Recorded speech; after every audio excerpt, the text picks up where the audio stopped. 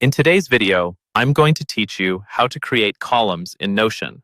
Columns are a great way to organize information side by side instead of having everything stacked in one long list. They're especially useful for dashboards, to-do lists, project planning, or anytime you want to compare or group content visually. In this walkthrough, we'll focus on the easiest and fastest way to create columns in Notion using the / command. First, open the Notion page where you want to add your columns. Make sure your cursor is on a brand new line with nothing else typed there. This is important because the shortcut we're about to use works best when the line is empty. On that new line, type /col. So, columns.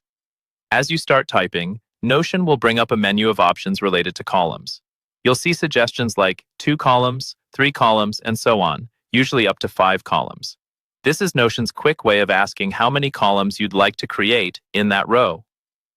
Now, choose the number of columns that best fits what you're trying to do. If you're just starting out, 2 or 3 columns is usually a good, readable layout. You can click on 2 columns for a simple split, or pick 3 columns, 4 columns, or even 5 columns if you need more sections across the page.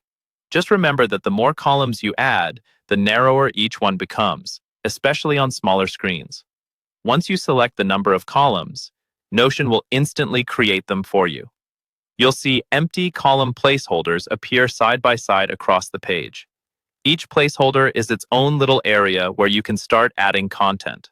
From here, it's very straightforward. Click into the first column and start typing, just like you would in any normal Notion block. You can add text, to-do lists, headings, images, databases, or any other type of block you normally use. Then move to the next column, click inside, and add whatever you need there. Repeat this for each column that was created. If you change your mind later, don't worry. You can always drag blocks between columns to rearrange them, or delete content without affecting the others. The core idea is simple.